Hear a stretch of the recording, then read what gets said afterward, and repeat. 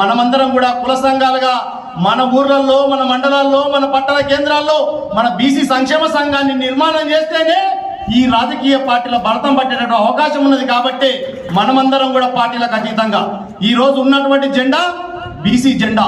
ఈ జెండానే అజెండాగా మార్చుకొని మనమందరం కూడా ఒకే డిమాండ్. ఈ రోజు మనం చిన్న చిన్న పదవులు మాత్రమే, ఈ రోజు సర్పంచులు కానీ, ఎంపీటీసీలు కానీ, జడ్పీటీసీలు కావాలని చెప్పి, కౌన్సిలర్లు కావాలని చెప్పి మనము ఉన్నటువంటి చిన్న చిన్న కోరికలే. ఏమన్నా ముఖ్యమంత్రి పదవి కావాలని చెప్పి అడిగామా కాంగ్రెస్ పార్టీని? ఏదైనా ఎమ్మెల్యే పదవులు అని చెప్పి అడిగామా? వాళ్ళంతకు వాళ్ళే 42% రిజర్వేషన్లు పెడతామని చెప్పి కాంగ్రెస్ పార్టీ ఏ విధంగా చెప్పిందో అదే విధంగా 42% రిజర్వేషన్లు పెట్టిన తర్వాతనే మరి కాంగ్రెస్ పార్టీ ఎన్నికలకు పోవాలని చెప్పి కూడా డిమాండ్ చేస్తూ ఏదైతే రాష్ట్ర వ్యాప్తంగా సీనన్న గారు పిలిపించారో, ఎందుకంటే ఈ మధ్యన నిన్న సీనన్న గారు మాట్లాడి చెప్పారు, 1,00,000 మందితోన హైదరాబాద్ కేంద్రంగా హైదరాబాద్ ను దిగ్బంధం చేసి ఈ రాష్ట్రంలో కాంగ్రెస్